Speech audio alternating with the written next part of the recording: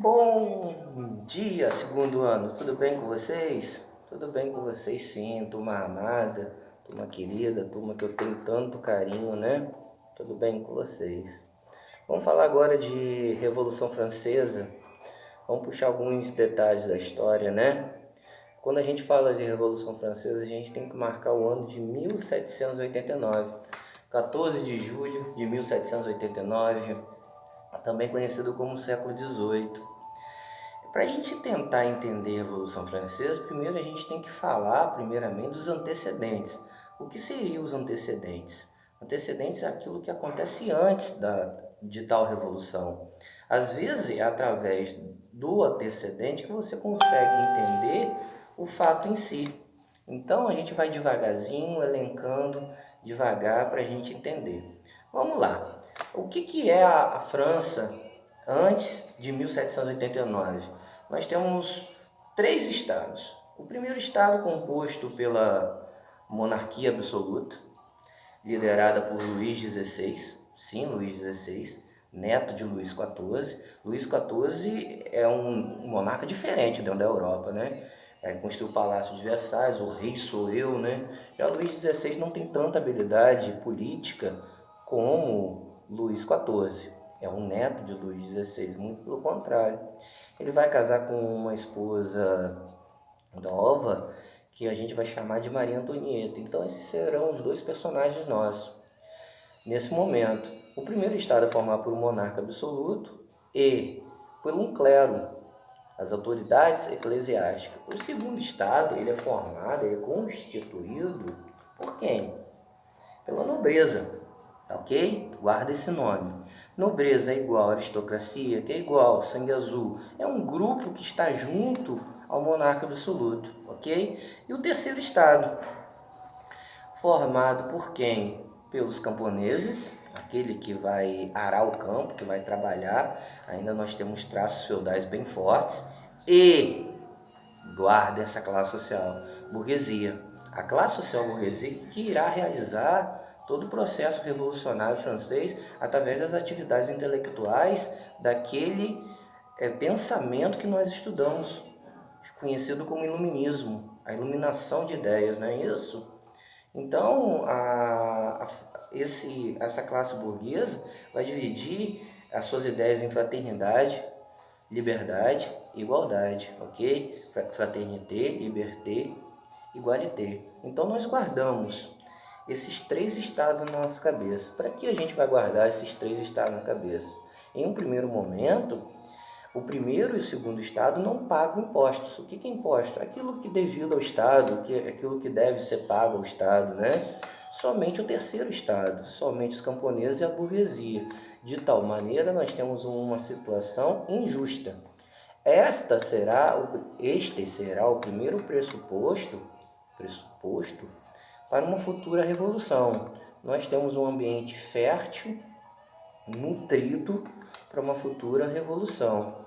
Então, anotem aí o primeiro antecedente. O segundo antecedente, que talvez seja o antecedente mais forte de uma revolução, é quando seu povo sofre, quando seu povo sente fome.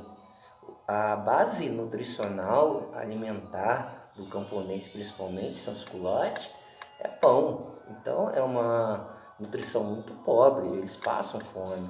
Terceiro pressuposto, você vai anotar com muita calma aí, é um estado parasitário. O que é um estado parasitário? É um governo que gasta muito, investe pouco. É um governo que desenvolve a parte humana, o IDH do povo francês, de uma maneira muito simples. Simples, acho que eu fui até muito tranquilo nessa palavra, quase nada. Então nós temos um estado parasitário que gasta muito e investe pouco no desenvolvimento humano dos franceses. Outro pressuposto é a participação, inclusive, da França em guerras fora do ambiente da França. Você não gasta com seu povo e além de tudo, gasta com guerra, fomenta a guerra fora da França. Então é um ambiente hostil, um ambiente perfeito que vai desencadear uma futura Revolução Francesa. Essas são os antecedentes. Na próxima aula, que eu ainda vou colocar daqui a pouco, nós vamos conhecer a Assembleia dos Notáveis e a Assembleia dos Estados Gerais. O que foi isso? Até aconteceu 14 de julho de 1789, até o surgimento de dois grupos, girondinos e jacobinos. Já posso adiantar, tá? O que foi a Assembleia dos Estados Gerais? A Assembleia dos Estados Gerais foi uma reunião, uma assembleia no sentido literal para discussão entre os três estados em relação à tributação que nós falamos. O primeiro e o segundo estado deveria participar dessa tributação e o terceiro estaria indignado com tal situação. Dizem as boas e más línguas que é nesse período que surge o fundamento político esquerda e direita, porque a esquerda serão o grupo conhecido como jacobinos, que vão ficar à esquerda da Assembleia, e a direita, o grupo girondino, que vai ficar à direita da Assembleia. Essa reunião não houve um consenso. O terceiro estado queria o voto por número de participantes. E o primeiro e o segundo estado queriam participação por estado. Isso daí quer dizer que daria 2-1 sempre, né? Porque primeiro mais segundo estado contra o terceiro.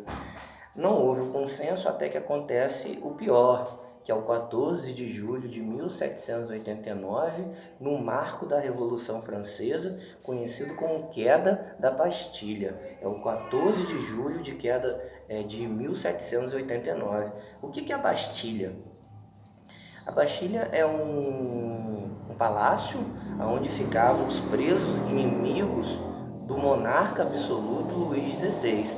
O povo vai reivindicar, invadir a